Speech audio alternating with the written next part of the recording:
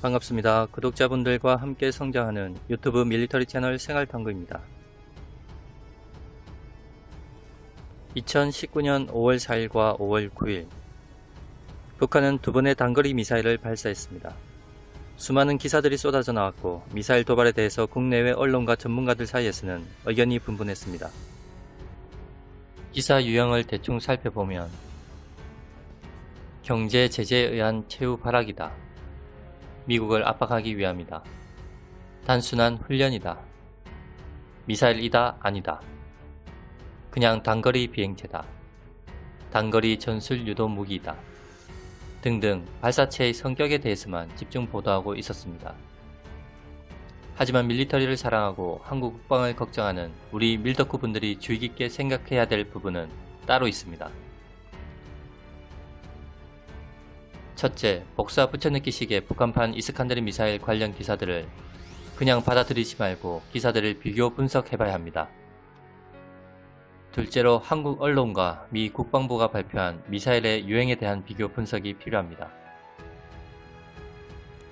즉, 한국 정부가 단거리 비행체 또는 단거리 전술 유도무기, 미사일이 아닌 발사체, 불상의 발사체로 발표한 부분과 미 국방부가 단거리 탄도미사일로 발표한 부분이 되겠죠. 셋째로 북한판 이스칸데르가 러시아의 기술 지원이 아니라 2016년 국방부 전산망이 북한에 해킹당했을 때 한국 국방과학 기술의 유출 가능성도 확인해봐야 한다는 것입니다. 오늘 영상은 북한판 이스칸데르 미사일을 국방부가 2년 동안 숨긴 이유에 관한 영상입니다.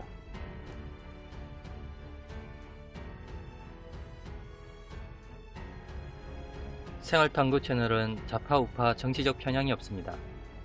다만 구독자 시청자분들과의 밀리터리 정보 공유가 최우선입니다. 먼저 북한판 이스칸데르와 관련된 국내 기사들을 비교해보면 대략 두 가지 정도로 구분할 수 있습니다. 미사일 유형 판단과 미사일 비행거리입니다.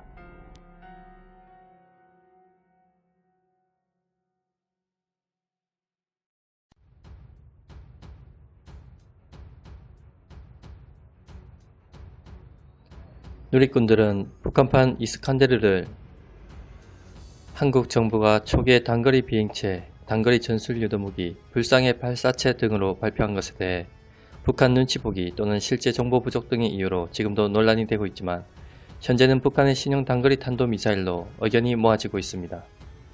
그럼 미사일 비행거리에 관련된 기사들은 어떤지 보겠습니다. 미사일 비행거리 1차 도발 때 미국 발표는 240km였습니다. 1차 도발 때 한국 합참 발표는 70에서 200km였습니다. 러시아산 이스칸데르의 재원상 사정거리는 최대 500km입니다.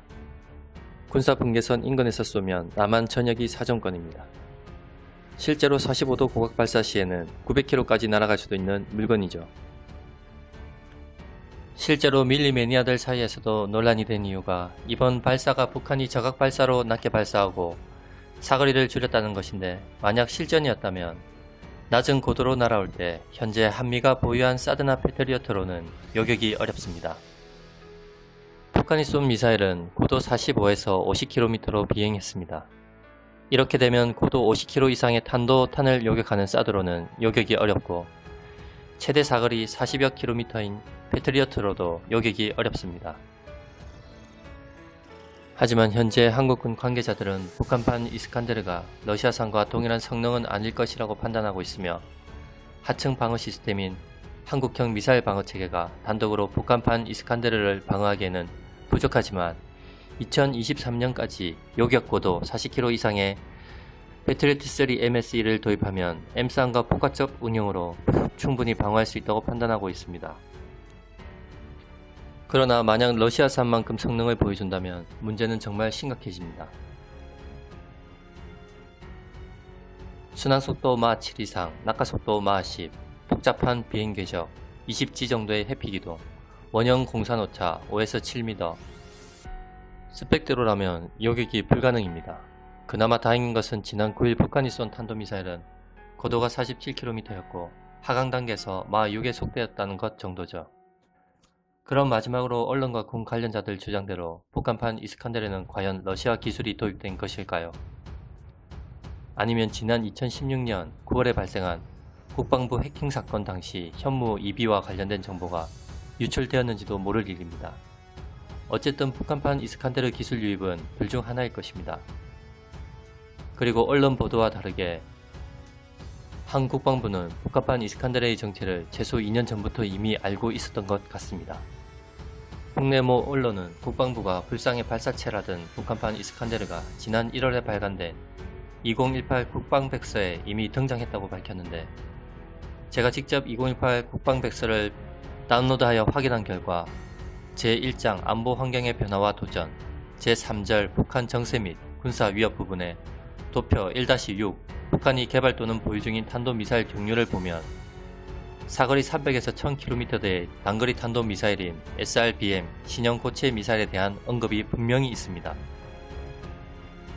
그리고 최근 발사한 북한 미사일과 외형적으로 일치함을 알 수 있습니다. 즉 국방부는 2018 국방백서 출간 이전부터 북한판 이스칸데르에 대해 상당한 정보를 인지하고 있었지만 다른 이유로 불상의 발사체 또는 신형 전술 유도무기라고 보도하면서 신형 탄도미사일이라는 표현을 피했다는 것이죠.